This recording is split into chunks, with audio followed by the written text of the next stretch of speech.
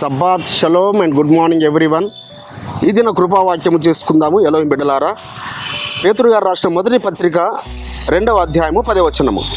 ఒకప్పుడు ప్రజగా ఉండక ఇప్పుడు ఎలోహిం ప్రజ అయితిరి, ఒకప్పుడు కనికరింపబడక ఇప్పుడు కనికరింపబడిన వారైతిరి.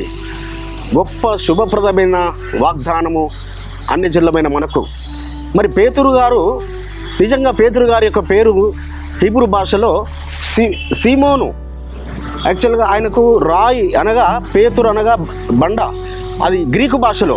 కానీ ఇజ్రాయెల్లో ఆయన పిలువబడిన పేరు హీబ్రూ భాషలో కేఫా, సీమోన్ కేఫా. కేఫా అనగా రాయి.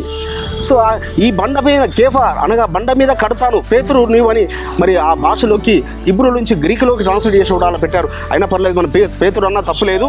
అయితే సీమోను యొక్క, ఆ పేతురు గారి యొక్క శుభప్రదమైన వాగ్దానం ఏంటనగా, ఎక్కడో అన్యజన దేశంలోకి వెళ్ళి సువార్త చాటుచున్నాడు.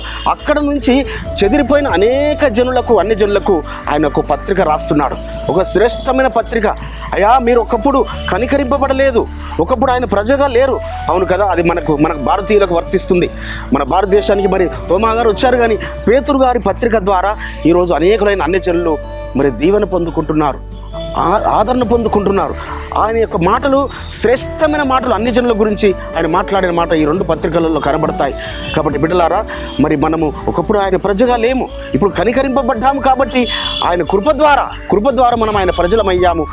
ఎంత గొప్ప వాగ్దానం అనగా, మనము పరిశుద్ధమైన జనాంగంగా పిలువబడడానికి కొరకు ఆయన సొత్తుగా.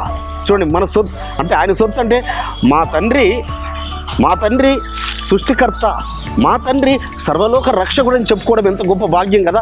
కొందరు చెప్పుకుంటుంటారు కదా, ఫలానా వాళ్ళు మా బంధువులు, ఫలానా వాళ్ళు మా యొక్క మరి స్నేహితులు అని చెప్పుకుంటుంటారు కదా గొప్ప గొప్ప వారి గురించి.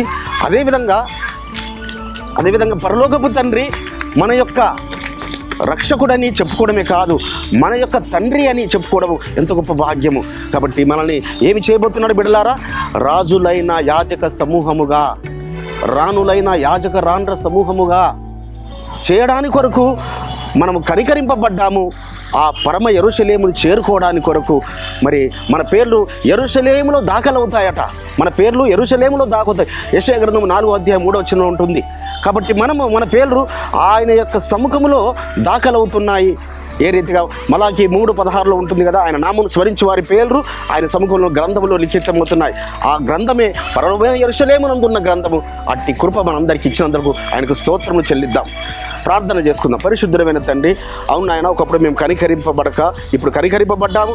మీ సముఖంలోని గ్రంథంలో మా పేర్లు రాసుకోవడానికి కొరకు పరిశుద్ధమైన జనముగా, సొత్తైన ప్రజలుగా, రాజులైన యాజక సమూహం మమ్మల్ని జ్ఞాపకం చేసుకొని పోతున్నందుకు స్తోత్రము చెల్లిస్తూ యెహోవా మెస్సీయ నామమున స్తుతించి ప్రార్థించి వేడుకుంటున్నాం పరమ తండ్రి. మన పరలోకపు తండ్రియు, మన రక్షకుడును, విమోచకుడును, నజరేయుడైన యెహోవా మెస్సీయ వారి దివ్య సముఖం నుంచి మీకు, మీ కుటుంబాలకు, మీ వంశాలకు శాంతి, సమాధానం, కృపయు మెండుగా కలుగునుగాక. ఆమేన్.